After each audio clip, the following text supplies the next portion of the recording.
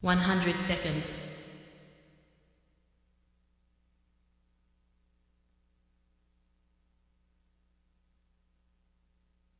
90 seconds.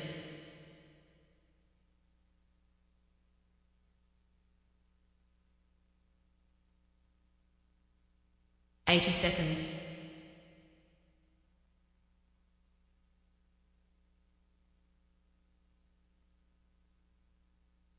70 seconds.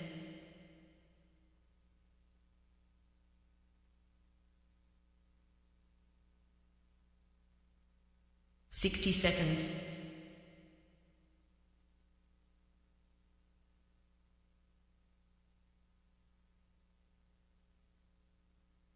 50 seconds.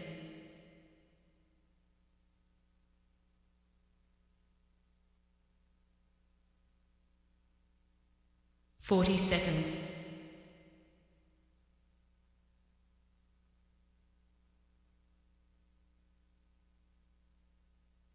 30 seconds.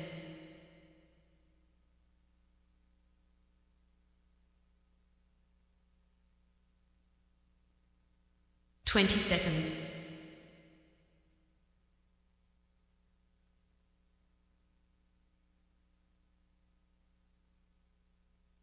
10 seconds.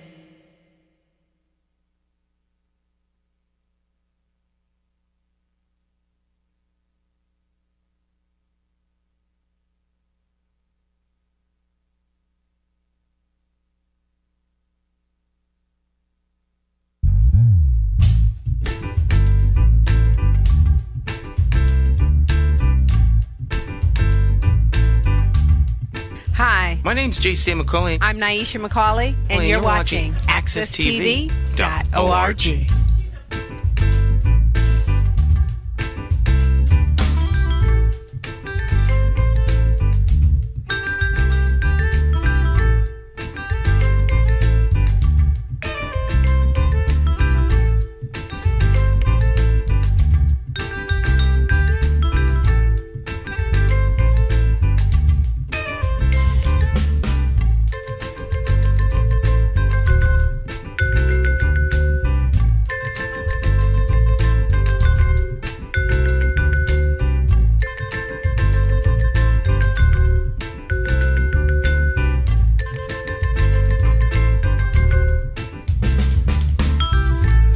All right, my friends, once again, it is indeed time to get our talk on. It's Morning Talk with me, your host, J.C. McCauley, along with the champions of talk.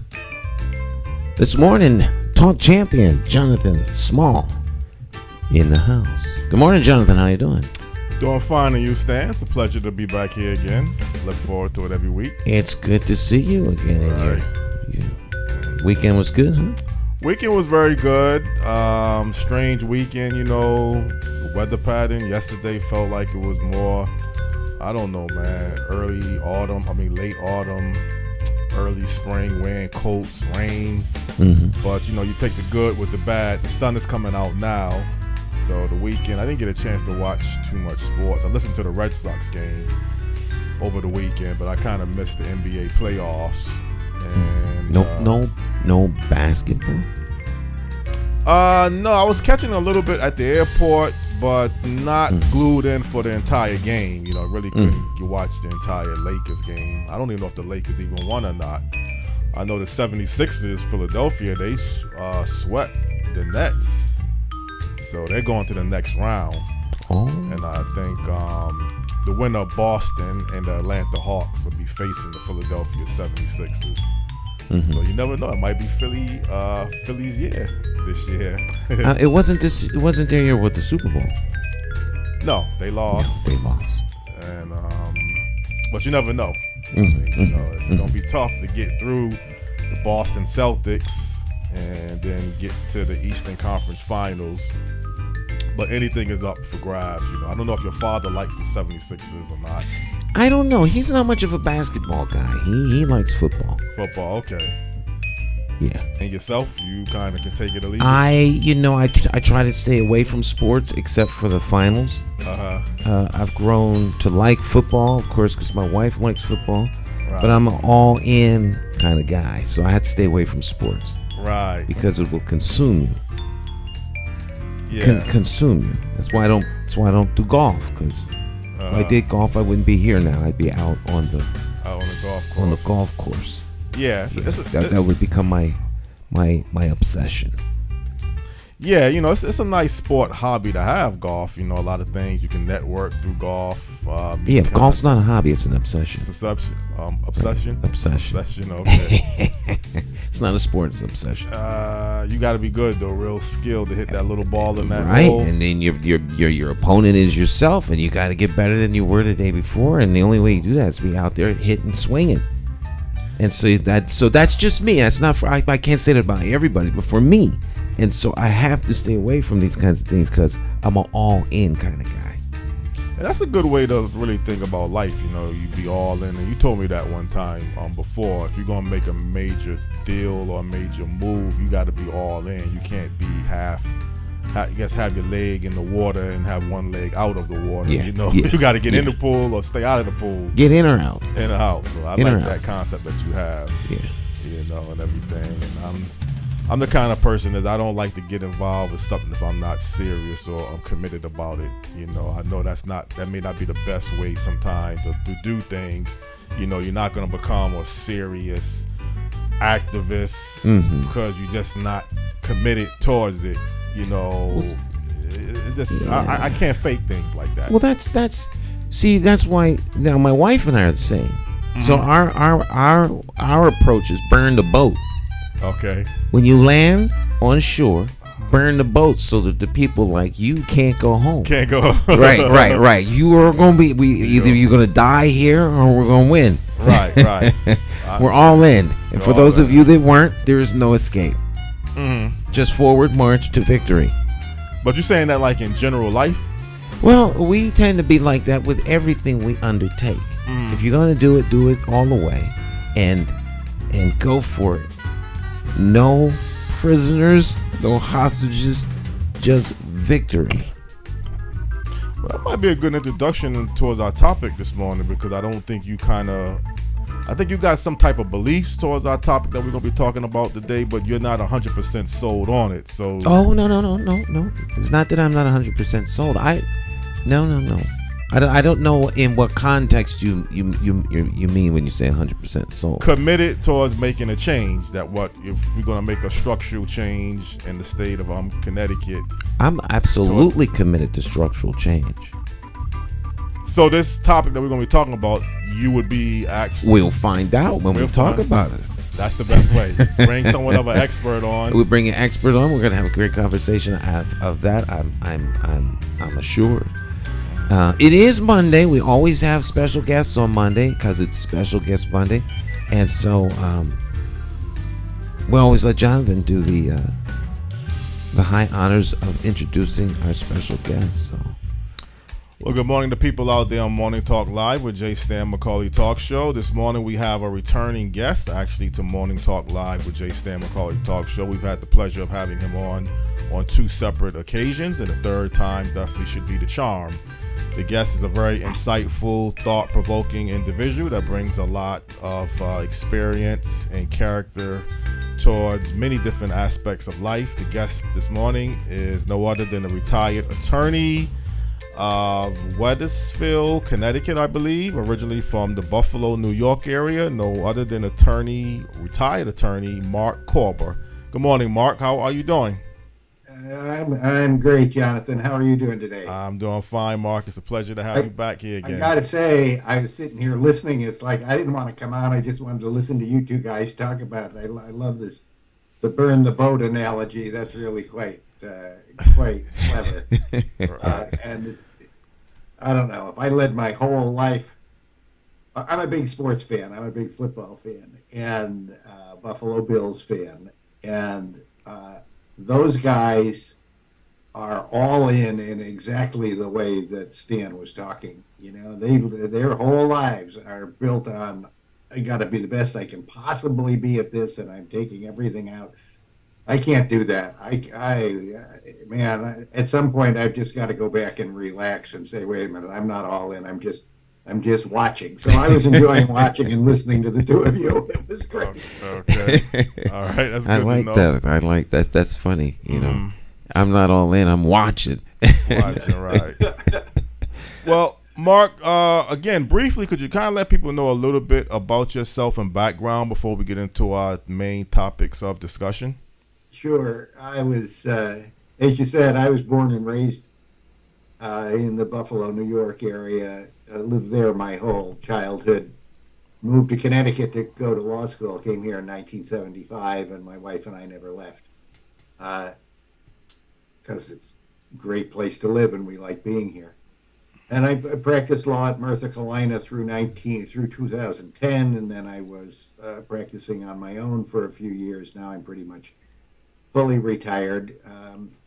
Was involved in a whole variety of community activities over the course of my career here. And for a long time, you guys found me because for a long time I've been interested in getting Greater Hartford to change how it governs itself, and to instead of having Hartford govern itself, having a larger geographic area, have one government. And so I began working on that. I've got 3 kids. They're all adults. One's in Boston, one's in Glastonbury, one's in Wethersfield. And they're all doing great, and life's good. Oh, that's good to know, Mark. Mark, again, you feel the greater Hartford area in particular needs to have, I guess, a change towards the county form of government that currently exists. And you think, from what I understand, that Hartford should kind of become, let's say, a combined city with the surrounding towns of, I don't know, was it 8 or 10 that you mentioned, combining to be one? Is that kind of how you still feel about the whole structural change? Right. I think if you look at cities around the country, Hartford is unusual to say the least. Hartford is tiny compared to, if you look at metropolitan areas that have 750,000 to 1 million people, Mm-hmm.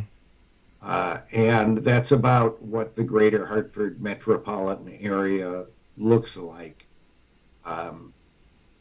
When you look at metropolitan areas of that size, the core city is typically 200, 300,000, as much as 500,000 people in the core city, and then some suburbs beyond that.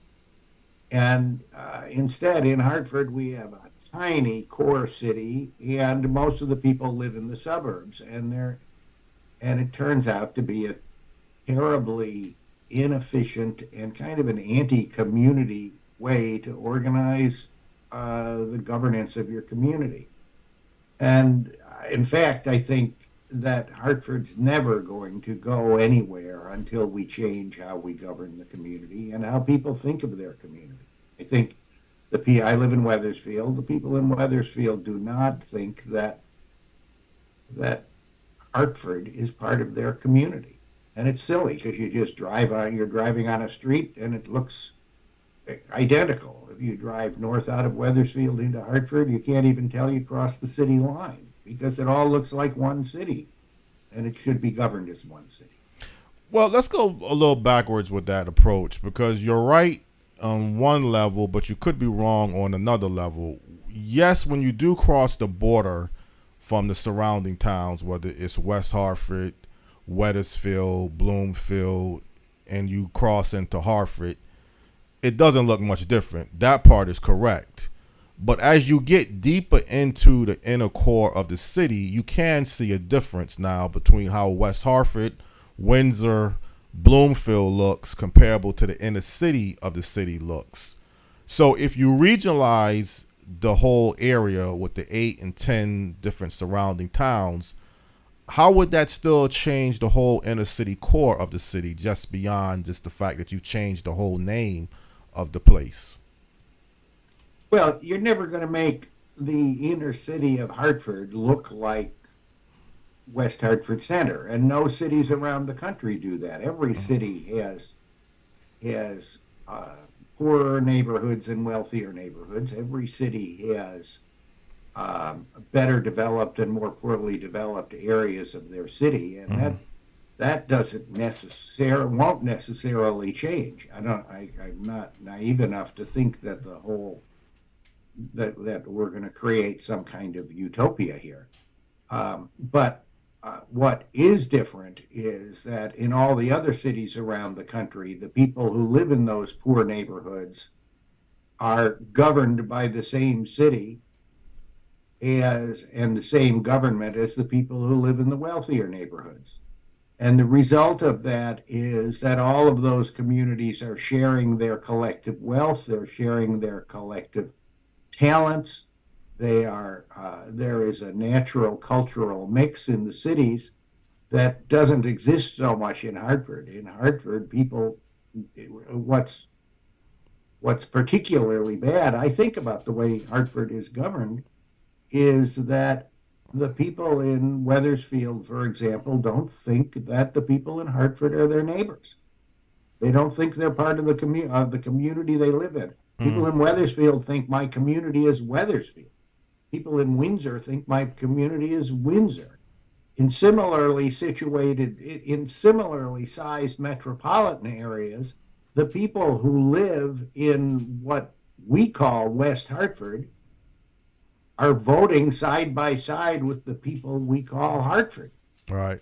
And the result is that those people think of each other as, to use Stan's metaphor, they're all on the same boat. And so they're collectively and together looking to solve problems. People in Wethersfield or Newington simply do not care about what Hartford's problems are because it's not their problem. And so I think the change isn't so much that isn't going to make Hartford look like Bloomfield or look like West Hartford. The change is going to make all of the people recognize that they're working together to make this community better, instead of having all of those people thinking they belong to separate communities and don't need to care about the other one. Well, Mark, I usually debate Stan about this over the past couple of weeks, and now it seems like I might be debating you about this issue. I think what you're saying is true. The people in the surrounding towns don't care about Hartford because there's no benefit for them to really get involved or do anything about the city of Hartford. Mm-hmm. But just because somebody would care, I don't know, again, if you made it one whole city, that when you say they would care about the city, okay, a 12-year-old girl gets killed in the inner city of Hartford. Yes, they don't like that, the fact that has happened, but are they going to be so committed or concerned to say that we need to do something towards gun violence, we need to do something towards the open-air drug market? Caring about a situation as a whole city, you may care that you're paying your taxes now into the city of Hartford, so you want to be aware where your money is going to. You want to be aware of how the school system is being operated. So I do see some good benefits about, regionalize it towards one city. You don't believe in a utopia world that, we could kind of eradicate poverty or eradicate the drug problems that exist. And it's beyond just the core inner cities. So caring about a place because you're a part of the city is one thing. Having some real changes that needs to be corrected, I think, is a little bit different. Kind of bring you into this a little bit early, Stan. Do you think it would make some dramatic changes if we just regionalize Hartford as one whole city? What Mark is I think the change you're thinking about is different than the change that Mark's talking about, or the change that I'm talking about. Okay. I think you're thinking that regionalization is going to bring about some like almost a magical change. But it isn't. It won't. What it does is it creates a region. Mm-hmm. To Mark's point, I had the pleasure of recording for, I don't normally name clients, but I had the pleasure of recording for Hartford Next, which was formerly Hartford 2000. Right. And this weekend they had a whole community engagement, and one of the conversations that happened as a result of what the facilitator was doing was the sense of the neighborhood revitalization zones or the communities. Mm-hmm. And in Hartford, the communities don't think of themselves as Hartford. Right. I mean, the localization of everything, the little fiefdoms, is so bad in Connecticut that it's seen everywhere. And in Hartford, the 17, 18 communities, depending upon what you consider downtown or Bushnell Park part of the community, they all think of themselves as separate. Right. Oh, we're behind the rocks. You're in Hartford. No. We're behind the rocks. We're Blue Hills. Oh, we're Asylum Hill. We're downtown. Downtown's different. I think if they could all have their own school system, police force, and mayor, they would. And that is counterproductive. In Hartford, it's so bad that one side of the block is a different neighborhood than the other side of the block. Yeah. It's absurd. Hartford is a city. It's a whole city. And the people have to start to think of themselves as a whole city. And to Mark's point, the region has to think of itself as a whole region or as a whole city. So Hartford would be the region. Connecticut is so small. Stan, can I add something there? Absolutely. I think what you said is exactly right. And I've read some things that say that Hartford's kind of unique in the notion that we have these 18 neighborhoods or however many there are in Hartford. I can't identify them. I don't know what they all are, but most cities around the country don't talk about themselves about these micro neighborhoods that we seem to be focused on. But more to the point, and Jonathan's question highlights exactly what the difference would be like. It wouldn't be an overnight difference. It would be a long-term difference. But right now, when a 12-year-old girl tragically dies on the streets of Hartford because of what is continuing gun violence, and the city council meets to talk about it and do whatever it is they think they might do about it, nobody in West Hartford cares because, which is not fair to the residents of West Hartford. There are plenty of people in West Hartford who care. But collectively, West Hartford doesn't care because it doesn't have anything to do with their town. But if you merged Hartford and 6 or 8 other towns into one normal-sized city, you would have a city council where 2 or 3 of the council members were representatives of West Hartford. And representatives of what is now Hartford would be raising the issue of gun violence in their city at the city council. And West Hartford would be very involved because their council people would be sitting at the table and they would be part of the discussion. They can't sit there and say, sorry, it's not my problem anymore. Right now, Wethersfield says to Hartford, sorry, not my problem. And it's wrong. Well, one, it's wrong just because we can solve everybody's problems better if we work collectively. But 2, it's wrong because the community we all live in is Greater Hartford. We all live in the same place. And for some people in some parts of the community to say what's going on in another part of the same community is not our problem is a horrible way to run a community. We're all in this together. We ought to be all cooperating to run it as well as we can together.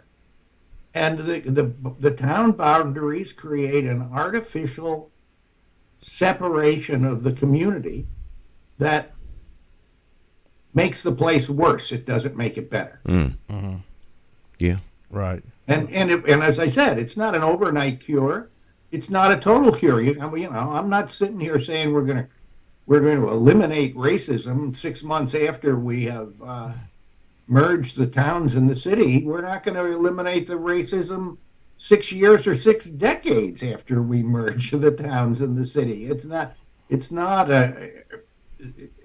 a solution to every problem. But I think we don't move forward until we get together and recognize we're all one community. Oh, and by the way, we can lower. Part of the problem in Hartford is a tax problem. And if we put everybody together, we're sharing resources, we can lower everybody's taxes and serve ourselves better. Mm-hmm. Does that solve all the problems? No, it's not going to solve all the problems, but it is. I think until we do that, we are not going to solve our problem. Well, you mentioned something about if you form one city, then the city council in West Hartford would be committed because they would be part of the city. But no, he didn't say that. That's not what he said. I said you would have a Jonathan. You would have a city council. I wrote an essay once about it and said, well, suppose you'd have a city council of 15 council members. Mm-hmm. Based on population, that would mean, because if you merged 7 or 8 towns into Hartford, you'd have a city of about 300,000 people. What was formerly called Hartford would have 125,000 or whatever the number is these days. And so that would mean that 6 out of the 15 council members would be elected from Hartford, what was formerly Hartford. Mm-hmm. And I think my numbers suggested to me that Newington and West Hartford together would elect 3. Right. And most of the other towns would elect 1. So you'd have 3 council members who were representing West Hartford, what was formerly called West Hartford, on the town council. And when the 5 or 6 council members from Hartford showed up and said, we have to do something about these shootings, or we have to do something about the sewage problem, or we have to do something about whatever it is that those 5 or 6 councilmen were talking about, the 3 councilmen who represent West Hartford can't sit there and say, I'm sorry, I'm not interested. Mm-hmm.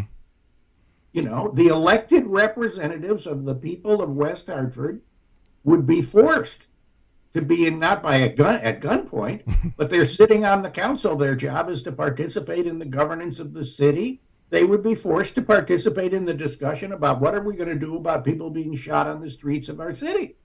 Right now, the West Hartford Town Council, if you raise that at the West Hartford Town Council, they would say, I'm sorry, that question is out of order. It's outside our jurisdiction. Right. You're right. Well, that's right. Well, excuse me, Mark. That's kind of what I meant. Like the 2 people that represented West Hartford now would be part of the whole region. So I did, stated it wrong when I mentioned about the whole West Hartford Council. No, what you just stated is correct. But you could almost say you have council people in Hartford now, so they can't sound the alarm. The city council that you have now in the city of Hartford, they can't stand up and make a difference. We have to hope that we form a region. I know that's not what you're saying, Mark and Stan, but it almost sounds like that's what you are saying, though, that to get some real changes, you got to form the whole region. If I'm wrong, I'm wrong, but the current city council is not strong enough that exists in the capital city now, Hartford, to make a difference. Right. I agree. I think that's true. I think that is absolutely true. And it's true because the community is a group of 300 to 500,000 people. Mm-hmm. I am a member of the Greater Hartford. There's a difference between what is the community and what is the political subdivision. Mm-hmm. And the problem that we have, the only way you can govern a community properly is if the size of the political subdivision, the town, is the same more or less as the size of the community. Mm-hmm. And asking, take my body as an example. I've got 2 arms and 2 legs, and I'm one being. I'm like Greater Hartford. And I am one community. Asking the city council of the city of Hartford to solve that problem is like asking my right hand to solve the problem and saying to my legs and to my left hand, don't bother, it's not your problem, we'll solve this problem with our right hand. Mm-hmm. Okay. We should all be put together so we can use all of our hands to solve the problems in our community. Yes. And that's why I'm not saying that Hartford's incapable. It is incapable in some ways. It doesn't have enough resources. One reason it doesn't have enough resources is all the other people, the left hands and the right and left legs, aren't using their resources to help solve the problem because we let them keep all of their tax dollars. We've got to do it all together. We are one community. You can't, there isn't anything you can do about that. We all live together in the same space. We drive on the same roads. We go to the same malls. We go to the same movie theaters. The people in the suburbs come downtown to go to Duncan Park. We're all living in the same place. We're one community. We have to govern ourselves as one community, and we all have to work on it together. Yes, Mark. That's my point. Right, Mark. That's true. But also the people in West Hartford and the surrounding towns, they don't send their children to one school system. They do send their children to their own school systems in West Hartford, Simsbury. So that is a big difference, though. Just that alone, where you send your children to school, I think it makes a big difference. So if you change the whole region as one, would that go towards improving the current Hartford public school system as well? Over the long term, absolutely. Absolutely. You'd have one school system with one superintendent of schools and 10 high schools. And over time, this is another thing that it was not going to happen immediately. If I could merge the towns and the cities, 2 years later, all the same kids would be going to Hall High School, all the same kids would be going to Buckley, all the same kids would be going to East Hartford High. It's not, you're not going to merge and create some kind of master busing system that is taking kids all over. Everything's going to be the same after you merge. But we're going to have one government. You're going to have one board of education. And over time, it's that one board of education will do a better job doing curriculum development, having kids. Some kids would start attending classes at some other schools, depending on where Chinese is being taught, or depending on wherever a special program exists. Over time, there would be serious improvement. Not to mention, there would be more resources available to help all of the schools. I mean, if you just look at the simple numbers, right now we have, with Hartford and 7 towns, we have 8 superintendents of school. Okay, if you merged them all into one, you'd have one superintendent and a couple of assistants. So there's 4 superintendents of school that you don't have, and instead of those people being superintendents, you can pay them half as much, and you've added 4 teachers to the faculties. If nothing else, you've added 4 teachers. There are nobody around the country. Well, let me give you this example. You'll like this one, Jeff. There is no city that I'm aware of around the country where anybody in this, with one exception, there is no city around the country where people in the city are saying, why don't we divide up our school system and have 8 separate school systems instead of 1. Nobody's doing that. The only place that I know of where it's happened in the last 3 years is in Buckhead, which is a suburb or a neighborhood in Atlanta. Right. It's occupied by rich white people who want to separate from the city so they don't have anything to do with the rest of the people living in the city. That's the only place that I know of that wants to divide and run a system that looks like Hartford's. And the only people there who want to do it are the rich white people who want to separate themselves. It's just, what we do is just demonstrably the worst way to manage a school system. Will it make our school system better? Yes. Will it solve every problem? No. But until, when West Hartford has its own school system and Hartford has a separate school system, how can you possibly address the inequities, the educational inequities between the two? The West Hartford system says, I don't care. I don't have anything to do with your system. That's like asking West Hartford right now, asking West Hartford to help solve Hartford's educational problems is no different from asking the Board of Education in Des Moines, Iowa, from helping Hartford solve its school system, school issues. Why should West Hartford have anything to do with fixing the streets, violence, anything in Hartford? They don't have any more interest in it legally than Des Moines, Iowa.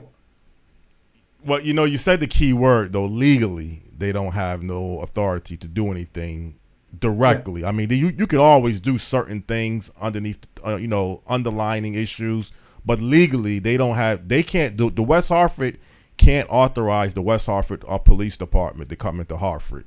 That's right. You can't make those changes.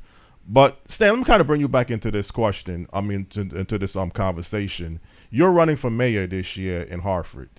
I think I asked you this in the past. Would you prefer to become a mayor of the current city the way it exists now, or would you like to become the mayor of the region city if it was, changed structurally to the greater region that Mark is talking about? Or doesn't make a difference? I mean, the question's an interesting question, but it's built on a couple of I guess theoretical concepts as you're placing. I'm running for mayor here because I don't like the way things are being managed. If it was a regional system, it would be probably managed differently, and there would be no reason for me to run for mayor. Maybe I might be running for city council so that I could have better input on how Hartford as a neighborhood is represented. But the conditions in Hartford are what creating in my mind, the need to run for mayor. Right. That's not a regional one. So I'm not running for mayor for the sake of power or control.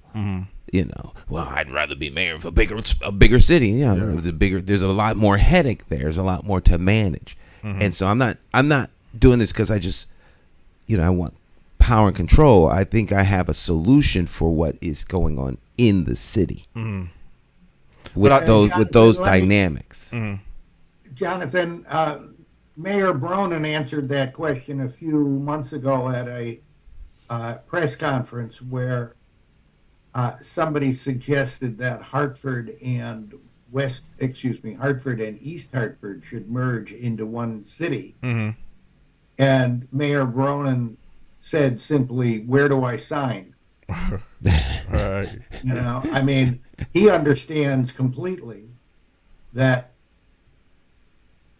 Hartford would be better able to deal with its problems and its issues if Hartford were part of a larger governmental organization that covered the whole community. Well, Mark, let me just kind of speak for the surrounding towns, and I may not be the best person because I don't live in these surrounding towns, but let me just say hypothetically, I'm in West Hartford, I'm in Bloomfield, I'm in Windsor. I like the way things currently exist. I sympathize with the issues that people are dealing with in Hartford, but I don't want to change the current structure that exists in West Hartford. I like the way that we run our own government here in West Hartford. I don't want to give up any legal authority or any power. Am I wrong to feel that way as a resident of West Hartford, Windsor, Bloomfield? Is there anything wrong with that way of thinking, Mark? That's great. I love it. That is that is the core of the problem. That's the problem. That is the core. I've had people say to me, "I like my town the way it is." I say that phrase to myself and to my friends all the time. I like my town. Of course, we all like our towns the way they are. And to which I have a couple of different responses. One is the practical response is if you merge Weathersfield into Hartford, your town is not going to change. My house is going to be on the same street, and I'm going to have the same neighbors. The people in my neighborhood are going to send their kids to the same schools. It is not going to change. The government is going to change, but my life is not the government. My life is my life, and I choose what my life is. Mm-hmm. So the fact of the matter is, you like the town the way it is. If you change your government, the town is going to be pretty much the same anyway. 50 years from now, it may have changed some, but in the short term, what's changing? Nothing's going to change. So as a practical matter, my answer to people who say that is, it's not going to make any difference. But on the other hand, it's really what you say is the core of the problem. What is wrong in our community is that many of us have the wrong walk around every day with the wrong notion of what our community is. Mm-hmm. And because we have these political jurisdictions, they're called political subdivisions, the legal term, because we have the towns, people here tend to think of themselves as think of their community as their town. And that's wrong. That's not what their community is. And I often say to people, when you're traveling and you meet somebody in Colorado and they say, "Where are you from?" What do I say? I say, "Well, I'm from Weathersfield, Connecticut. It's a suburb of Hartford." Because nobody knows where Weathersfield, Connecticut is, or Bloomfield is. Nobody knows where those towns are, and it's only meaningful to people who live in Connecticut. The rest of the country thinks we're crazy. Right. And so my community is Greater Hartford. That's the community I live in. And the problem with the people who say, "I like my town the way it is that they have been misguided into believing that their town is their community. And it's not true. West Hartford is my town if I live there, but my community is still Greater Hartford. Mm-hmm. And the problem when people say, "I like my town the way it is," what they're really saying is, "I like my neighborhood the way it is." Right. And fine, I'll leave your neighborhood the way it is. Will you please just change the way you're governed so we can all take care of our community, which happens to be bigger? Right. But you're absolutely right. And the problem, my wife always tells me, says, "Look, you have to recognize that no change in terms of a group of people who are suffering, they can talk and work all they want to fix things, but the reality is that the people with the power are the ones who have to fix it." Right. And she always says it in terms of women's suffrage and women's rights. It's like women didn't give themselves the vote in 1920. Men did, because men were the only people who could vote. Yes. The problem for the city of Hartford is not the city of Hartford. The problem is getting the people in the suburbs to understand that they're the problem. They're the ones with the power. They need to understand. So my view is that you've got to get the people you're talking about, the people who say, "I like my town the way it is," you've got to get those people to understand, the community I live in is Greater Hartford, and I need to get to work on my community. Mm. That's the change that has to happen. And it's not, I don't even know if the people in Hartford would want to merge with the suburbs. That's a different question. Mm-hmm. But you've got to get the people in the suburbs to recognize that they are part of a greater community, and once they've recognized that, people are good people and they care about their community. Yeah. You just got to get them to redefine and understand what their community really is. Well, Mark, keep in mind, most states in the United States have a county form of government. I think Connecticut is only one or two states. I think, was it Rhode Island is the other state that has cities and towns? It's like running the... Yeah, Rhode Island is quite similar. Right. So we're very rare, number one, that we only the second state, one or two states that have this current form of government. The bigger issue, though, and the bigger problem is, again, getting the other side that you just mentioned to see that they need to form one whole region or one whole city. That's like the surrounding towns look at Hartford as one whole and not be separated by boundaries, geographical boundaries. I had mentioned this to you one time, Mark, off the air, and I'll even say it on the air. I really personally believe if you sold Fairfield County as one whole and made Stamford one whole city, that would be a much easier sell than trying to sell the regions here in Hartford. I don't know what it is. Maybe Stamford is in the Gold Coast. It's a wealthy city overall, and it seems to be a city moving. You don't hear year after year Stamford having the highest homicide rates. It doesn't have the kind of hard poverty. It has poverty, but not like Hartford has. So I think people in Fairfield County would be much more in favor. I'm willing to bet all of the money that I had if I was rich. If you had a survey and you asked the people in Fairfield County, would they be more likely to in favor of forming one city as Stamford and made that Fairfield County than what you have here now with the surrounding towns? But that being said, what you are advocating or promoting, it's very unlikely that that's going to happen, though, anytime soon, making Hartford one region. Well, if you ask me to tell you the likelihood of it happening, I'd tell you it's pretty small. Right. My view is it is the only problem that's worth working on in Hartford. Until we rationalize how we govern ourselves, we are not going to have economic development. We are not going to have jobs. Have you been to Worcester lately? Worcester is booming. Hartford has stagnated and has been Greater Hartford and has been stagnant for 30 years. There's no population growth. There's no economic growth. The problems persist because we don't solve our problems collectively. We've got towns fighting with each other for every economic development activity. We waste tens of millions of dollars a year governing ourselves the way we govern ourselves. Nobody else is doing that. It's not an accident that this community is not growing, that it's not growing economically, and that we govern ourselves the way we govern ourselves. It's not an accident that those things are happening together. And if we look at it and say, well, this problem is too difficult to tackle, then we're just being stupid. Then we may as well just turn off the lights and go someplace else. But Mark, but it's not going to get better. Yeah. Why are parents here tell their children, move away from Hartford and make your life someplace else?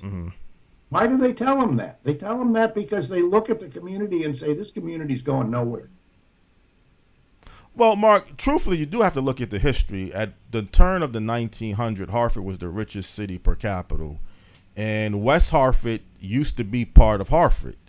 Now, there were some changes that has happened along the way over that period of time.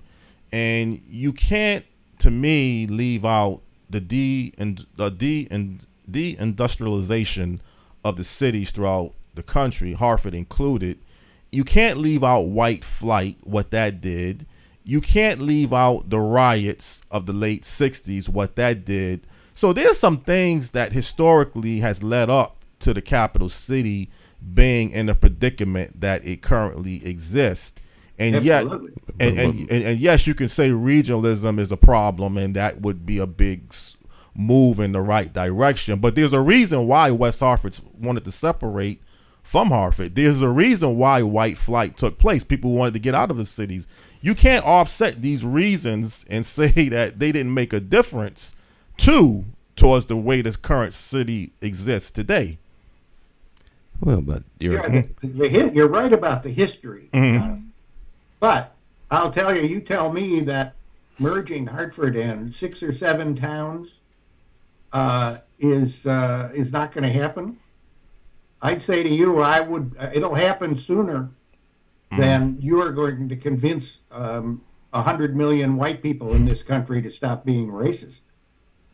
Racism is a problem that that makes merging the towns look like a simple problem. Right. And what I'm saying is, you can go talk to the people of West Hartford all you want and say you got to stop being racist, and they're going to say, "What are you talking about? I'm not a racist." That's the conversation that always happens. Right. That conversation is going nowhere faster than my conversation when I go to West Hartford and say, you ought to merge with Hartford, because I can say to those people, you know what? If you merge with Hartford, your taxes will go down. Right.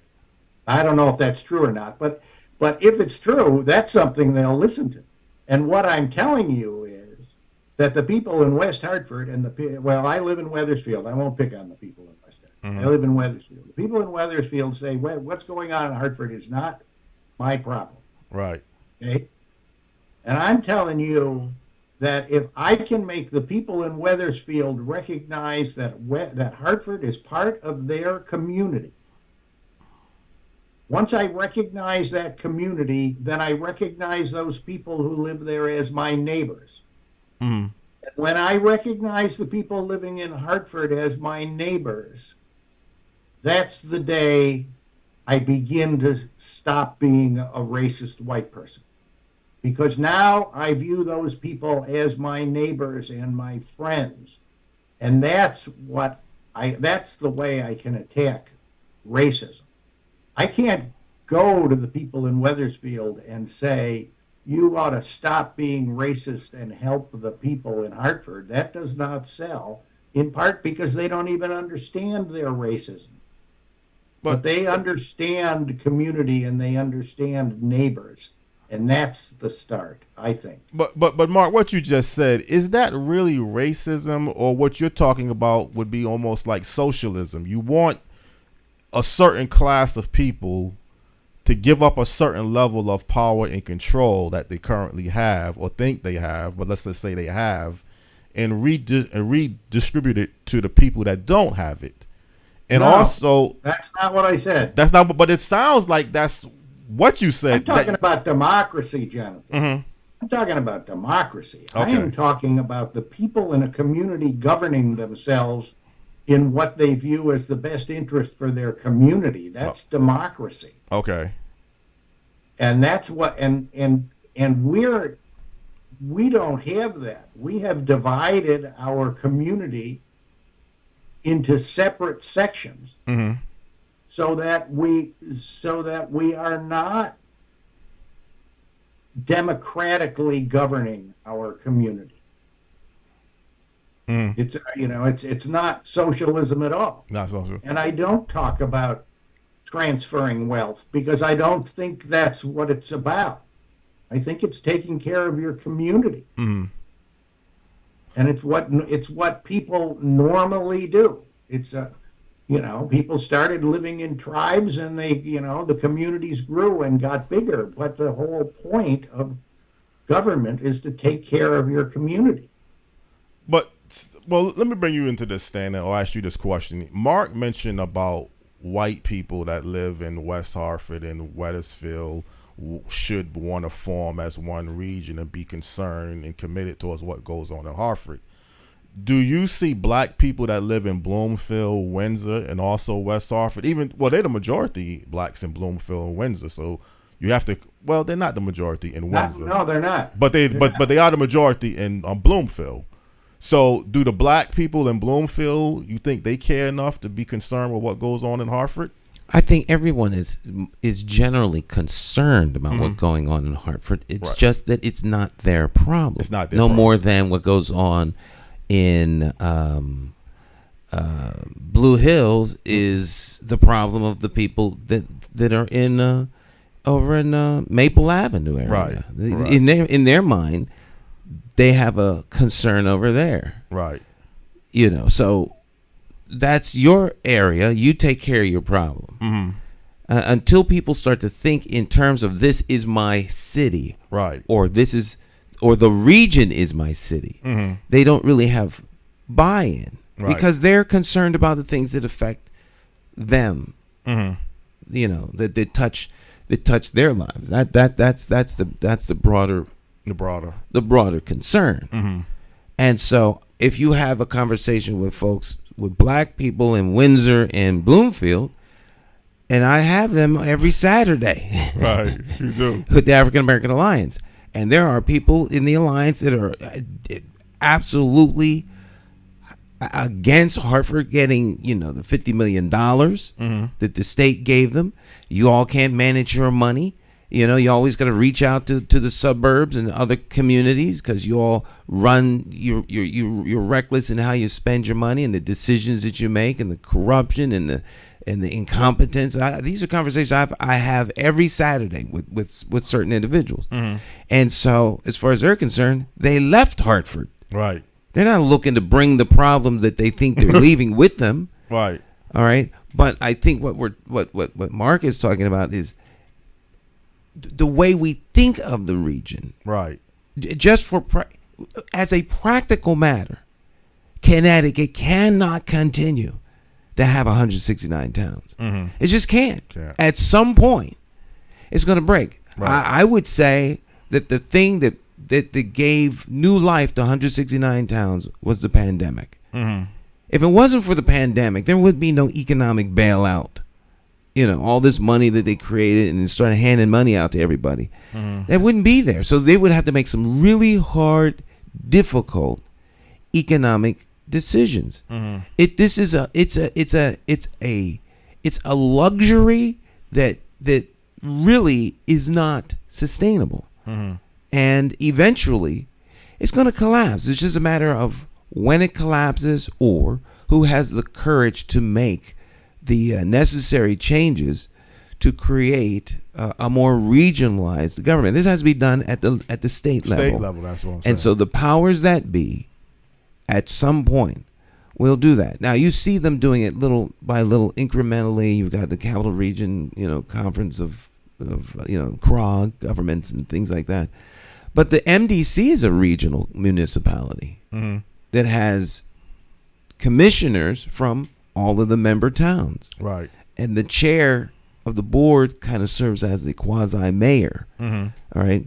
But the commissioners are all concerned about the MDC. Right. And so what goes on in one area affects them all.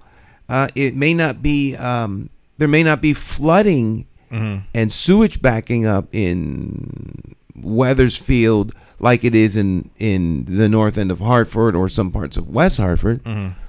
But the money necessary to fix it, they're concerned about. Right. So how do we mitigate that problem over there so it doesn't cost us? And of course, the people over on the north end of Hartford, when they hear Weathersfield say, "Well, our cove is flooding out with sewage and we're downwind of the plant," they say, "Well, we don't care about that. That's in your town." Well, no. If money's gonna go to fix that, now you can't get your storm system fixed. So everyone has to come together.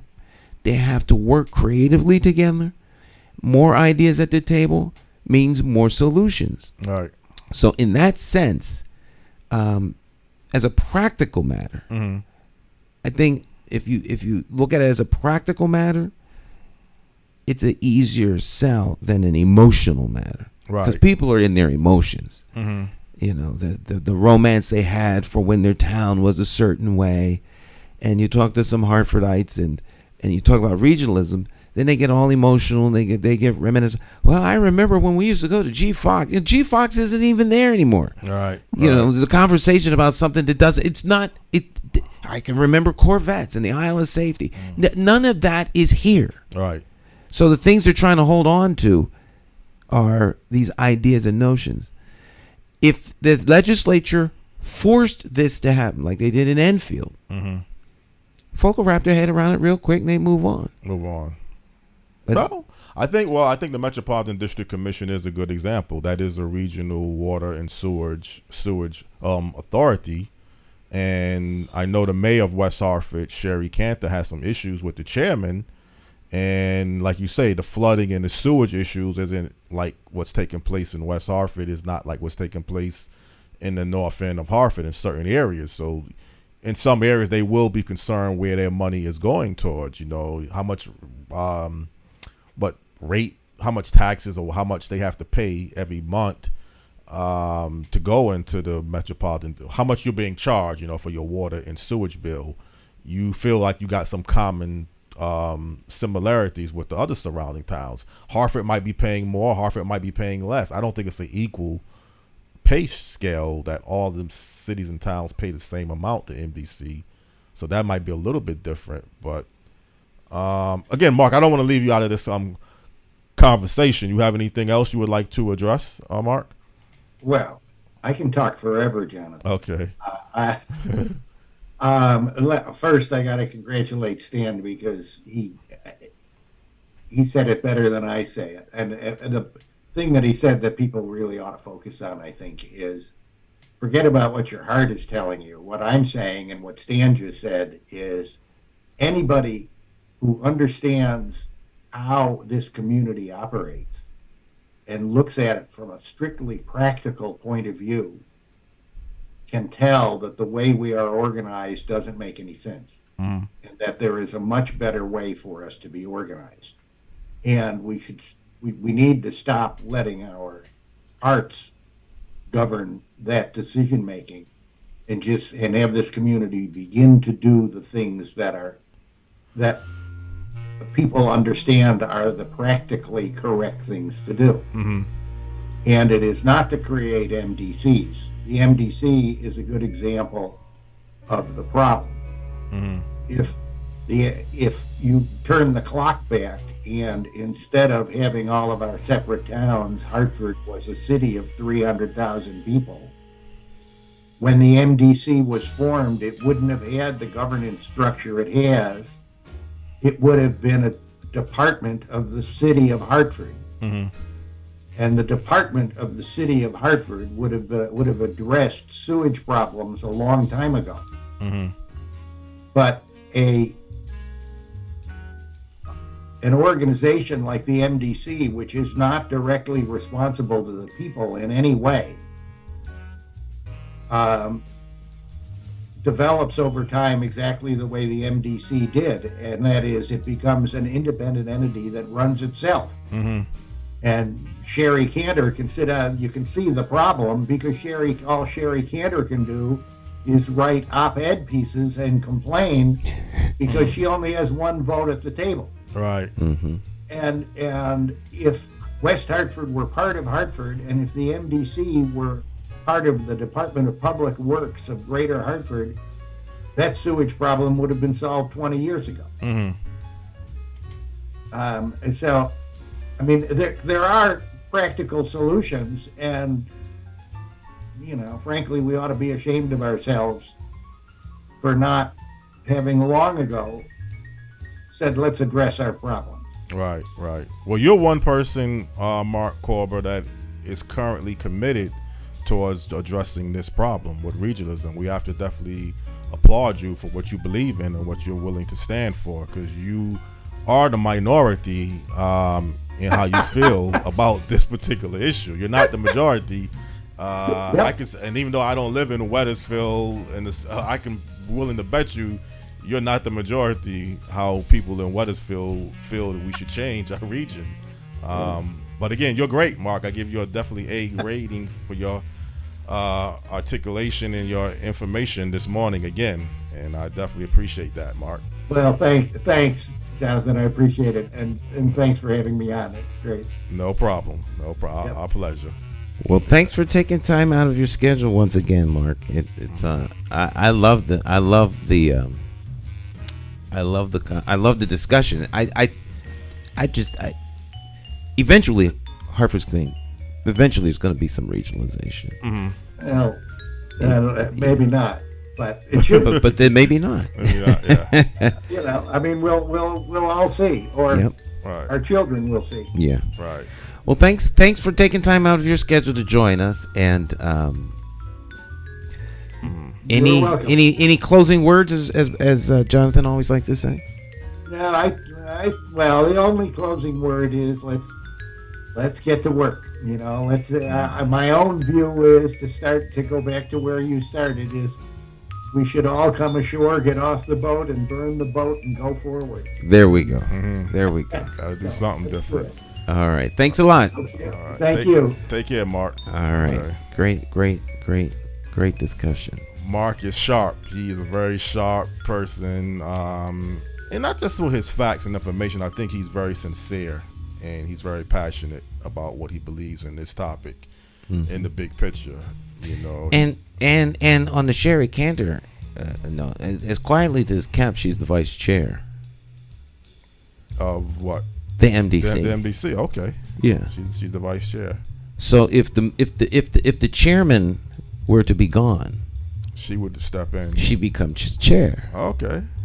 So I think they leave that out of all of the articles. That part has been left out. I haven't realized. Right. People. So there's a vested interest in her be ascending upward. Right. And that has to be taken into consideration. It's kind of ironic. I did reach out to Sherry over the weekend, and she's not ready to come on right now. But, who knows in the future? But she's not. That's ready. Interesting. So she don't want to come on. Right. Well, I mean, her staff did indicate that her schedule wouldn't be available until June. So, I mean, I'll always like to give people the benefit of the doubt. So, she didn't say she wouldn't come on. She just said she's not ready to come on. Do you think she stopped by here to pick up a check for $1 million? I think she would be. I think if that check was available, she would. I got to change my schedule. Change your schedule. So Right. she could probably make a little adjustments to get on. People do what they want to do. They want to do. I agree with that. People do what they want to do, and they do what they have to do. There you go. All right. Stick and stay. We'll be right back. Take a short break.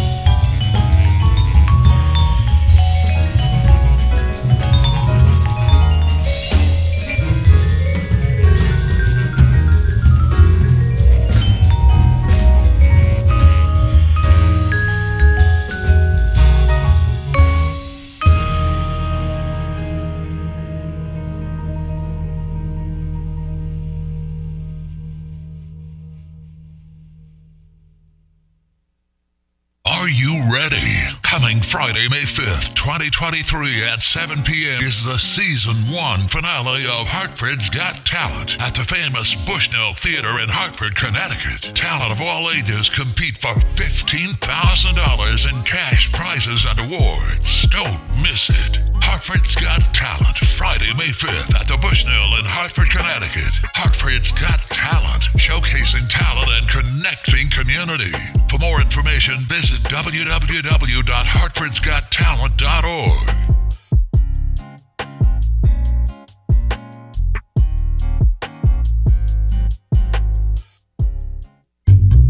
How do you define evil? Is evil the pedophile school administrator or taxation without representation? Is it the gatekeeping community leaders who sell out the very people they were elected to fight for? Or is evil the politician that puts out lies and takes in cash? However you may classify evil, having to choose the lesser of two evils still leaves you with evil. Nowhere does this rule apply more than during an election for mayor. Choosing a candidate who is the lesser of two evils still leaves you with evil. No wonder so many people don't vote. It's time for the constituents to flip the script and vote for a mayor you can trust. My name is Jason McCauley. I am an independent thinker, and I approve this message. I'm asking you for your vote on Tuesday, September the 12th, 2023, in the Democratic Party primary election for mayor for the city of Hartford. I, like you, am an independent thinker. So let's sit down and talk about my path to victory and why my 5-point plan for Hartford will work. Stop listening to the uninformed evil interests that tell you I can't win. For more information, visit McCauleyformayor.com. Have the courage to vote your conscience. Vote for the name you trust and know. Vote McCauley for mayor.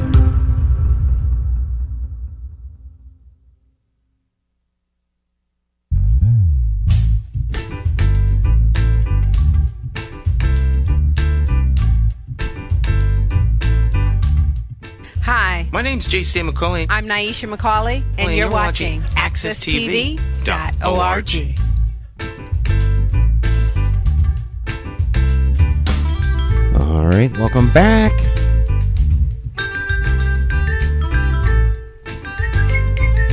Love this song.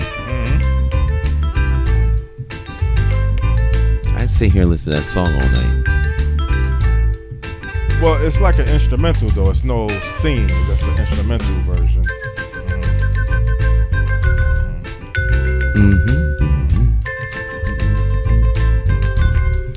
All right, let me stop. I have to get my head out the music here. All right, welcome back. It's Morning Talk. Jonathan Small, Talk Champion. So, were your questions resolved? You asking me related towards regionalism? I mean, it was clarified. I think the bigger picture that I was looking at is the community, making some erratic changes beyond just, saving money, as Mark Korber mentioned, people being concerned from the outside as one whole city.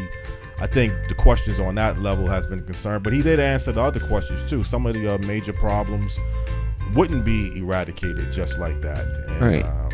So I guess you can say the questions and clarification was better. I was really concerned with you. I thought you and Mark were I thought you were totally against regionalism. Absolutely. Absolutely not. I'm not against regionalization. I think regionalization is a necessary eventual outcome for practical purposes. Right. I'm a pragmatist. So for practical purposes, regionalization is going to become necessary. I'm not promoting regionalization. Right. Like the current mayor was doing, and probably still is. I think Hartford's problems can be addressed if there was an emphasis focused on something different. I've not seen that emphasis happen. So if you're trying to get downtown New Haven on the northbound train, you're never going to get there. And I don't care what you do until you change the direction, you're not going to get to where you're trying to go. Right. And so, all things are intentional. Nothing happens by accident. And as our guest did mention, there's a reason why it is the way it is. And so, Hartford could be prosperous, much more so than it is, if people wanted it to be. Yeah. Well, I think the key want and having the plan, you have the want and the desire, and then you have the commitment to do some things. I mean, there's certainly, when you get into crime and, your poor educational, if you mentioned last week, I don't know how much percentage of people that's illiterate in the city, but it's a high number that you had mentioned last week. Yeah, 60%. I've heard as high as 61%. I like to say 50 to be on the safe side. But suffice it enough to say that 50% of the adults in Hartford are functionally illiterate. That means they can't read an ATM machine. Right. If you can't read an ATM machine, then you're in trouble. That means you also can't read information about politics. Right. About your government. About a lot of things. So you're left out of the loop, and you're relegated to the hearsay. So all you know is what someone else tells you. You can't verify, research, or double check anything for yourself, and that puts you at a disadvantage. So you're easily bamboozled because someone could just say something to you. Well, not only that, but today knowing how to read or write is far more important than it would have been 100 years ago. I'm pretty sure there was many people that couldn't read or write 100 years well, you ago. you can get by without reading or writing. I mean, you can have artificial intelligence write something for you. AI can write something for you. You can get other people to write stuff for you. There are ways that people cope, obviously. So there are coping mechanisms and workarounds, but you can't be engaged in your kids' homework. Yeah. Because you don't know how to read. Right. And so there's a disadvantage. So, you talk about parental involvement with your kids' school, but you ignore and don't address the fact that some of the kids' parents can't read the homework. Right. All right. And then you want to know why when parents come to school, they feel less than. And then the teachers treat them in a less than way. Or administration treats them in a less than way. For your child's safety, we're not going to let you in the building. That's not a problem. Tell my kids to come down to the office right now. Why? Because I am withdrawing them from your school. Yeah. Tell me my kids can't come in the building. I mean, I can't go in the building where my kids are at.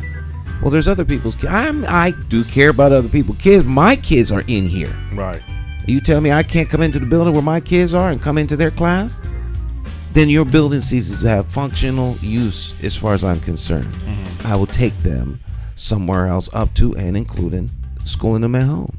Well, that's what will happen when you have choices. And see, everybody is not equipped with that ability to homeschool. You can't No. Everyone's equipped. Everyone's not willing to make that sacrifice. There's a difference. Okay. Everyone is equipped to do what they want because people are equipped to do what they do. People make choices. They make choices, but your choices become limited if you can't read. And so that is a citywide crisis. If we were a nation, it would be a national crisis. It needs to be addressed and it needs to be resolved. Right. Well, I'll tell you that from what I understand, and I don't know, I mean, might be mixing apples and oranges. What the NAACP is going to have a meeting this week towards gun violence in the city. Man, I got to be careful what I say because it may come across the wrong way. But I got to be honest, man. I had seen this coming, Stan, and I think we talked about this at some point. We talk about it every year. Every year, well, yeah. For the last, 15, 20 years? How long have we been talking about it? We'll talk about it again next year. Next year, yeah. But you can see it coming, though. And I hate to say it that way, that, somebody gets shot and killed that has nothing to do with it. But, and although up until this point, over the past couple of weeks, crime really was dropping in Hartford, believe it or not. It was crime hadn't happened in Hartford. Crime didn't go anywhere. It just not happening. It just not happening, right. That's the reality. It just wasn't happening, but it was still here. Right. There'll be crime next week. But break down the people that they were looking to shoot. They were known. They had extensive criminal records, firearm records, and they are part of the neighborhood, as you mentioned, Stan. And I'm not going to say they're criminals, but you got a criminal record. Most likely, you probably hasn't 100% changed your life. Somebody's not going to be looking to kill you just by a simple mistake. Maybe, you looked at them the wrong way. Something you did dramatically made someone feel like they need to pick up a gun and go shoot and kill you. These are the issues that's going to have to really be addressed. What Mayor Bronin and other state legislators or other legislators talking about, who's being released, should they be released back to the neighborhoods, reentry system programs, should they serve more time? These are serious problems too. You having people being released from prison that may not even be ready to be able to function in society as a law-abiding citizen. It's going to create some havoc at some point. You're going back into something. You're going to run across some enemies. You're going to get confrontational. Things are going to happen, unfortunately. So this is not just and I'm willing to say, well, these are systemic breakdowns. And it's a national problem. I know you're concerned always locally, and I can respect that, but it's a national problem, and there's a national common denominator. if you have guns, you have drugs, illegal guns at that, not so much guns, illegal guns. Guns are easily accessible, so therefore guns become the weapon of choice. Right. This is not a gun problem. Right. It's a people problem. Right. And if guns were outlawed tomorrow, people would still be finding ways to kill one another. And until that is addressed, you will continue to have people resolving their conflicts by taking the life of those with whom they have a conflict with. Right. They push people off buildings, down a flight of steps. Mm-hmm. There's a reason why in the high-rise projects they put gates over everything. Right. They don't do that in luxury buildings. Right. There's no need to. There's no need to. So if you kill somebody, you push them off the cliff. Mm-hmm. Stab them. Right. Hit them in the head with a hammer, baseball bat. Mm-hmm. Molotov cocktail. There's lots of ways to kill people. Right. And there's many, many ways people do die, unfortunately. Hit them with a car. People act like... They act like the problem is the device with which the person chose to neutralize somebody. The problem is the headspace of the people who are engaged in wanting to kill another human being. Well, that's the bigger problem to correct. Talking about guns might sound like it's a quick solution, a quick talking fix. About guns. To Mark's point earlier, you will have an easier time resolving racism than you will removing guns from Americans' possession. It's not going to happen. So they love to talk about stuff that's never ending and not going to change. Banning all assault weapons and things on that right level. Well, people aren't killing. They didn't kill that. They didn't drive down the street with an assault weapon. Yeah, a regular handgun. Right. Most killings so but it's a circular argument that it pulls attention to people, it pulls attention to groups, it pulls attention to politicians. People talk about it like they talk about the weather. They have no control over the outcome with the current conversations that they are having. Yeah. If they really want to have conversations, and they need to put in place things that mitigate those kinds of activities, which is a return to a moral standard, a return to life-affirming decision-making, where the value of life supersedes death. Right. There's protection for the unborn. We don't kill the seniors. Right. There are certain things that we do, and then we wonder why the outcome in the society is what it is. Right. And people don't want to talk about that. No. So they talk about the manifestation of the problem or the symptom, but they're not ever attacking the cause.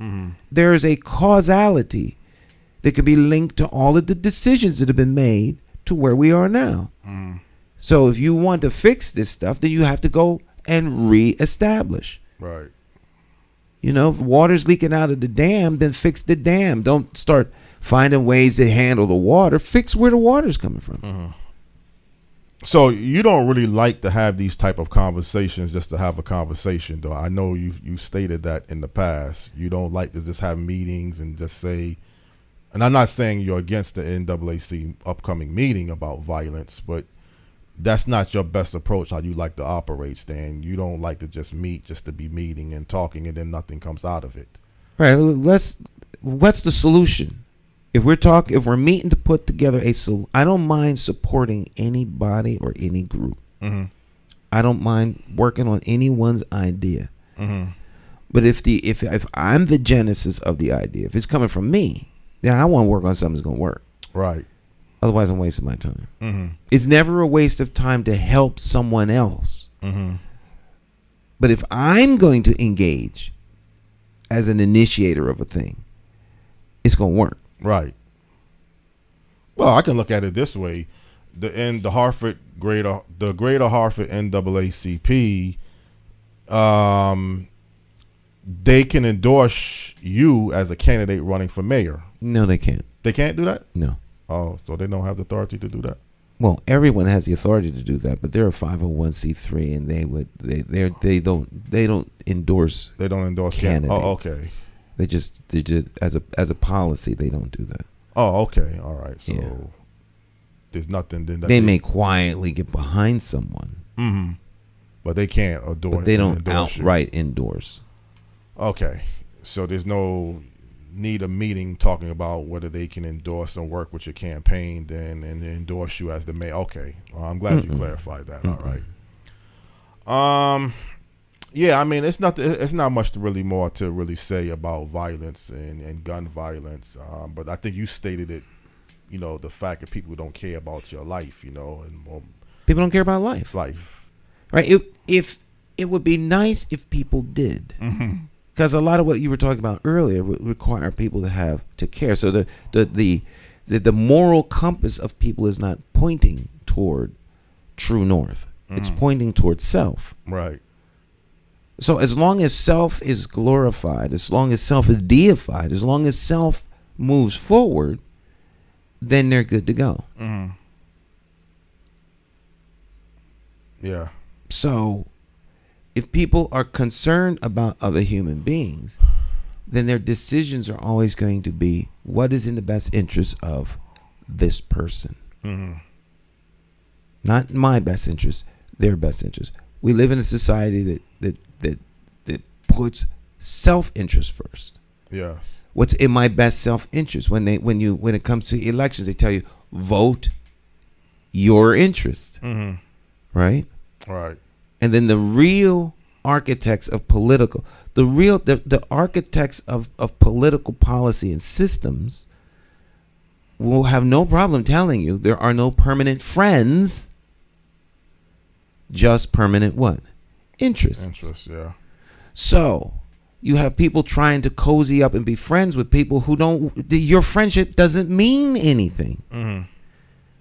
Relationships matter only in the sense that it takes relationships to move interests forward, but don't confuse relationships with friendship. Right.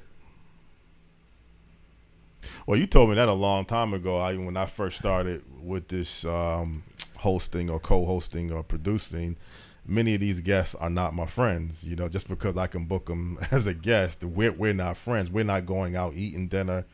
And they're not going to be concerned. Right, spending the night after a day at the pool. Right.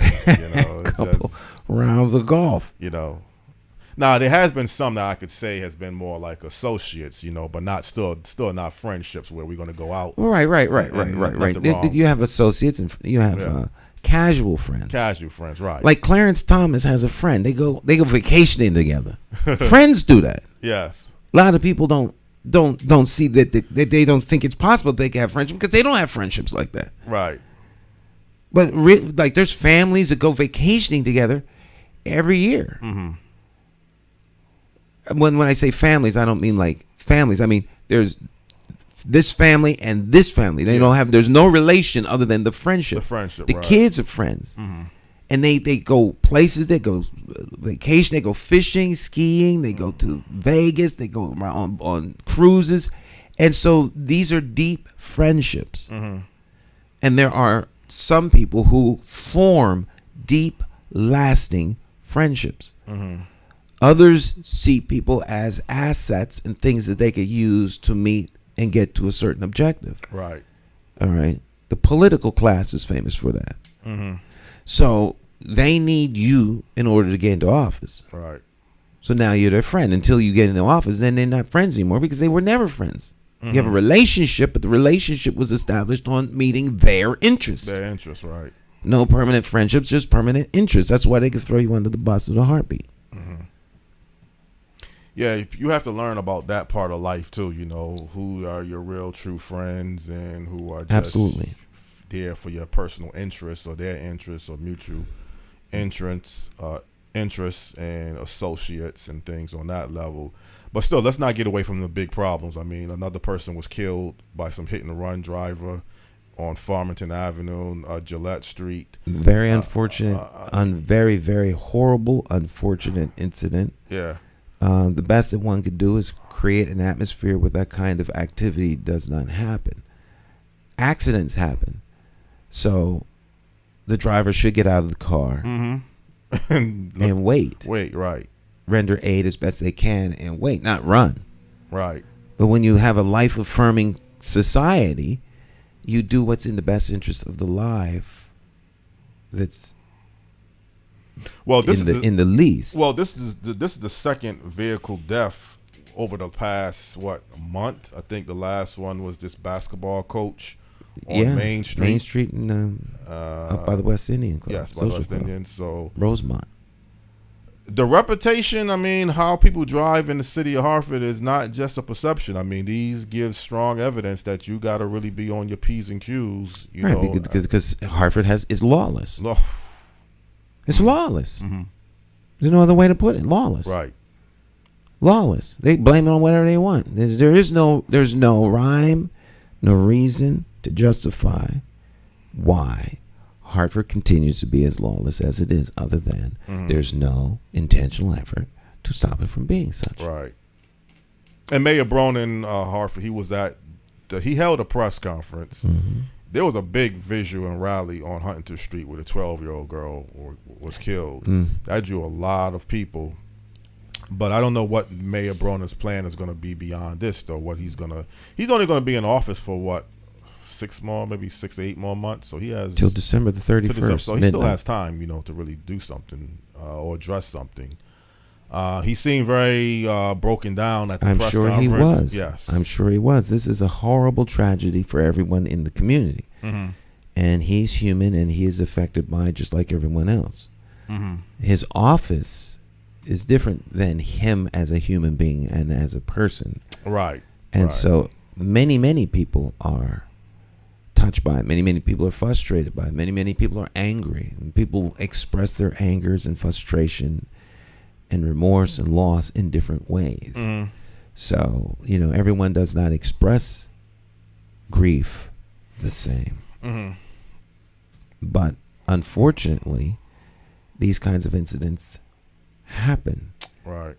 The question is, what is going to be done to try to eliminate this from happening again? And how practical are those? I've covered vigil after I've covered so many vigils that I don't cover them anymore. Yeah, I was going to ask you, were you planning to cover this one? But I figured I don't cover vigils. You don't cover vigils anymore? No. Okay. Because you have to be careful of you cover certain things and then it becomes normalized. It becomes normalized. This is not a thing to cover. My intention is to make people aware of a thing, not celebrate it. Right. So at some point, there's a very fine line between making known and celebrating. We don't want to get to a place where we celebrate loss, and the loss brings us together more than the life bringing us together. But I think you also stated in the past that you don't like to give people the impression that this is all that exists towards the negative things in the city of Hartford. You kind of like to show balance. The news is going to report incidents like this anyway, so you don't have to really provide information about the incident. You could have had it like a press conference, and you could have had more time than your local news affiliates. You could have covered the whole event. Again, you don't need a press conference to make people aware of something. Well, let me rephrase that.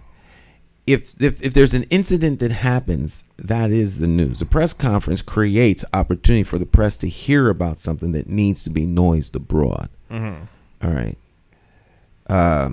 We need solutions, not a press conference. Yes. We need to memorialize the loss, so you have a vigil. Well, to be honest, Dan, I think the 3 people, I don't know their situation. The 3 people that were shot at, they need to be heard. I mean, they need to express exactly what's going on with their life, because, somebody trying to kill you your life is still in danger. The person hasn't been captured. So, I don't know how people like the Hartford, the community that cares, they work in this area, But, these 3 people, whenever they are released from the hospital and back on their feet, if they haven't already been released, which I would assume, they need to be reached. I mean, they need to get their life in order. Right. I'm sure there are efforts being made to do just that. Okay. So there are systems and mechanisms in place to talk to individuals who have been targeted for, what they. No, it's not like. It's not like there isn't something being done. But people are upset and angry. And understandably so. And so the conversations help people resolve some of that. So there's some therapeutic value in the conversation. There's understanding and venting, and then there's the conversation that is meant to arrive at a solution. So there's different types of conversations. Well, Stan, it's not like you can say it's not like things haven't been done, but the numbers are getting worse. I mean, usually when you got something that's really something's effective, not working. Yeah, it's not working. I think that's the best way to describe it.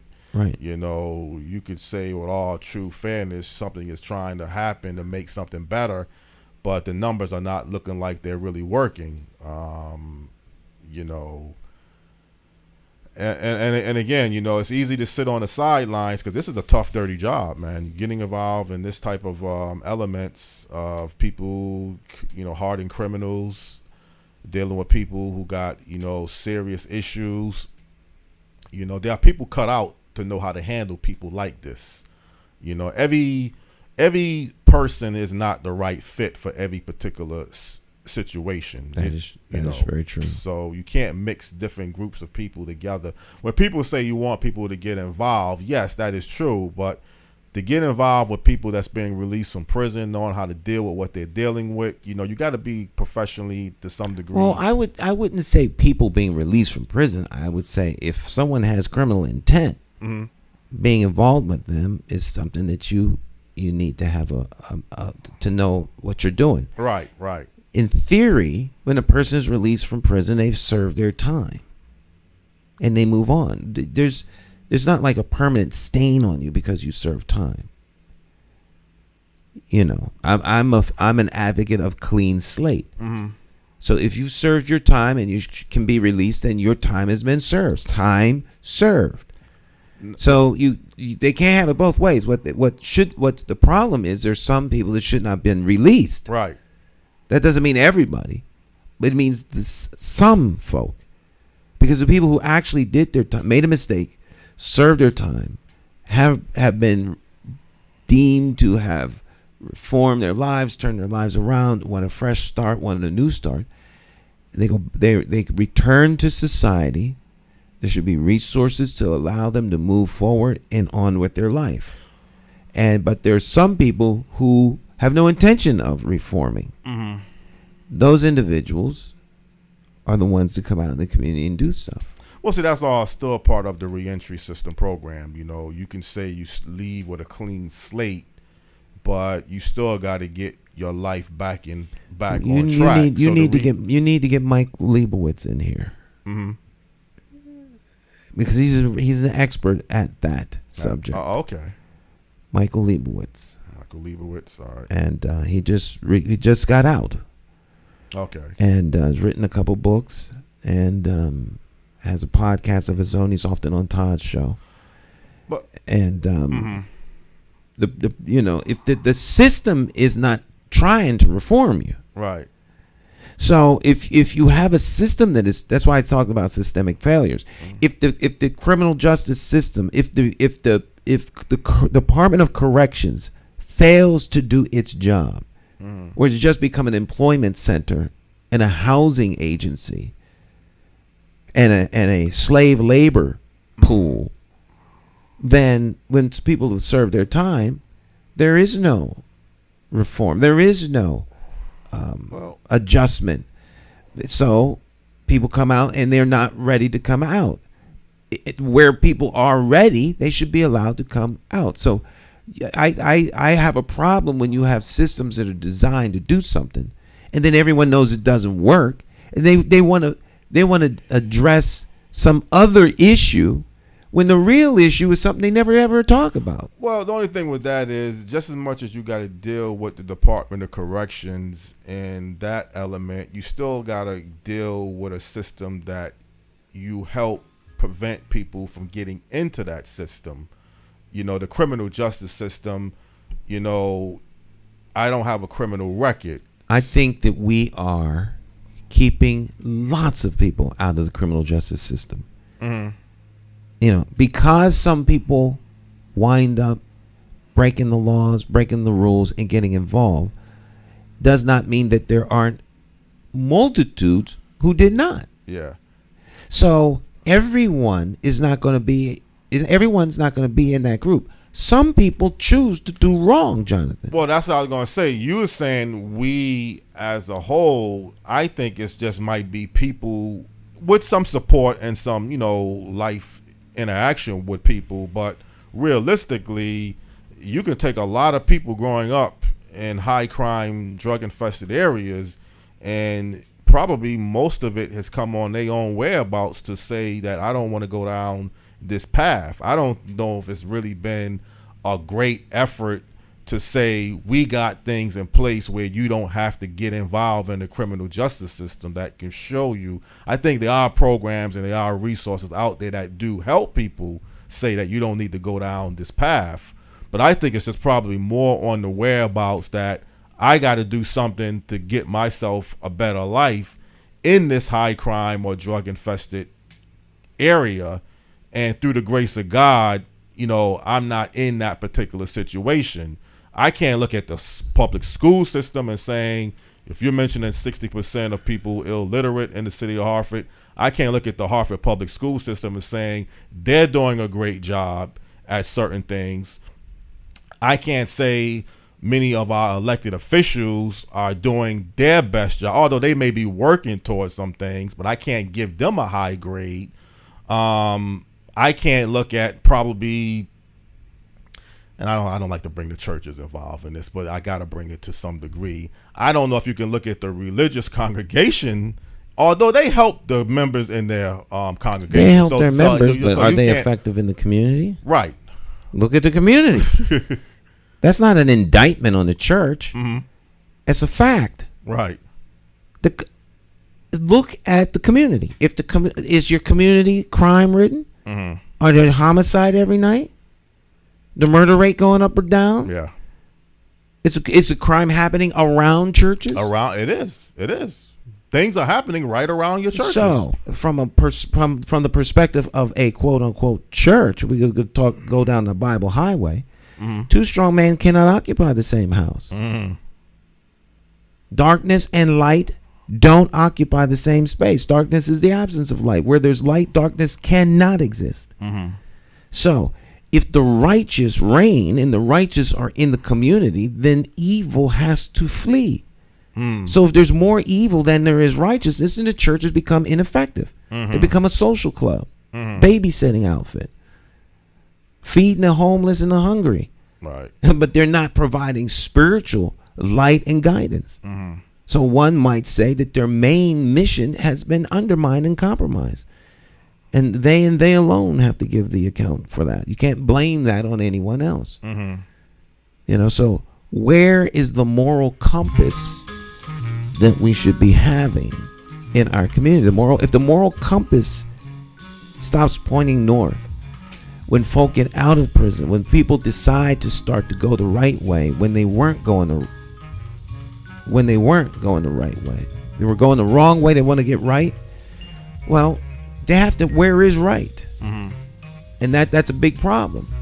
When the signposts are taken off the road, it's very easy to get lost. Mm-hmm. You take the guardrails off the winding road on the mountainside, it's easy to go off the cliff. Mm-hmm. Now, if someone wants to do wrong, if they want to go out and live whatever way they want to live, that is their choice. Right. But when the time comes in their life that say, you know what, I want to get my act together, and they start looking for how to get their act together, when there's no rescue ship and you're trapped at sea, Yeah. you're done. Well, that's what and that's what the churches should be. Yeah, well, that's what I kind of meant. It's one thing to say we have a society that people grow up and many people don't ever engage in criminal and being involved in the criminal justice system. But if you could really pinpoint in saying, well, the schools are the real impactful reasons, your business communities are really making a difference, to say there's no even need for you to even thinking about becoming a criminal, because there's so much things that we are willing to work with you. I don't think the residents, and I've said this, probably it's not about thinking, I think the residents are not put first. In most inner cities throughout the country. I think if you go to Baltimore, you'll find many people feel like, hey, this city is not really set out to be served for people that live in the city. I agree with you on that 100%. The residents aren't first. They may be a second to last. Yeah. They most certainly aren't first. Right. And you can't expect the residents to be better if the resources they need to make them better aren't available. Mm-hmm. If your neighborhood decline, buildings in your neighborhood decline, resources to your neighborhood decline. Right. You see resources other places going up, increasing. So if they're going up in other communities in your town or city, but yours is going down, that means that there's an unequal distribution of those resources. So their success is at your expense, and that plays on people's mind after a while. And so, the powers that be are more than well aware of this. This is not rocket science. This is like 101. They know exactly what the outcome is. They can predict the outcome. They can predict how many prisons build based off of third grade education. Man, so, you if you can figure out how many prisons to build off of a third grader, then you know what you need to do to stop it from happening. And so these are forecasts. They're almost like industries. As I say, there's no need for cotton because we are the cotton. People are the cotton. You're the cotton. But again, even with all that aside, I know you still have a high standard, Stan, that you can understand why certain things are taking place in the city. But I think one time, I don't know, I won't say Senator Coleman was endorsing this, but he was responding that maybe paying criminals. Remember I had mentioned this to you before, paying criminals or paying some gang members not to do crime. It's almost like I said, being extorted by the community. You can't accept that. We can't say now, okay, you incentivize the criminals, yeah. You gonna pay me not to do crime? Yeah, pay not to do crime. I'm become a criminal and not get paid and paid not to do crime. Yeah. Or maybe it was the shooting or killing. Maybe, as long as you don't, I've heard this before. If you want to sell drugs, you can sell drugs, but as long as you don't do the shooting and the killing. But that's kind of hard to prevent. That's a problem too. It is. Selling drugs is a problem thing. Right. Illegal drug sales are a detriment to the community, and it's also breaking the law. Irrespective of what people want to rationalize in their own head, so it's against the law. So, you can't accept that as just right. We're not gonna bother you as long as you just sell drugs. But now there are some things that people have to understand are reasonable because things are going to happen, and So where are drugs sold? How are drugs sold? What communities are they sold? So as I like to say, Hartford doesn't have a drug problem. Avon does. Right. Simsbury does. Glastonbury, Wethersfield. A lot of the druggies are down at Hartford Hospital working. Well, Hartford is the doctor staff. But Hartford, and then on their way home, they pick up a couple of, white shirts. Yeah, it doesn't have a drug problem, but it has a drug crime problem, and that is enough. You can say that the people are not in Hartford supporting the illegal drug underground economy, but clearly the shooting over this turf and these things are taking place mostly in the drug stores. People are not going out to Avon shooting someone over a drug deal gone bad. They're sold mostly directly on large numbers in your street corners. In the street corners, if they're not delivered to you directly. They do that too, right? Right. So you know. But a local drug dealer is most likely, it's usually the person from Avon is going to come into Hartford to get the drugs more than someone in Hartford going way out to Avon. Although that could be changing too here and there, but that's usually the trend. You're going to come into the drugstore to get. You don't want people in Avon seeing you buying drugs. You're trying to cover up your little game. So, but these are real, unfortunately, predicaments that we are in as a whole. If we want to look at it that way or not, we may say it's not my problem. Well, these things are society's problems, and that's why we'll come back next week. Yeah. To discuss them even more. We're out of time. Okay, appreciate this show this morning. So great program, great conversation. Mark is on top of his game. As always.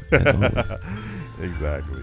All right, my friends, we'll see you next time. You all have a great rest of your day. Do something wonderful for yourselves. If you have an opportunity to show up at Hartford High, you may want to do that this Thursday. There's a mayoral forum, and it's being done by OPP, and the young people are doing this whole forum. So it should be a lot of interesting stuff going on. Hope you can turn up and participate and support the young folk as they look for what they want in municipal leadership. Have a great rest of your day.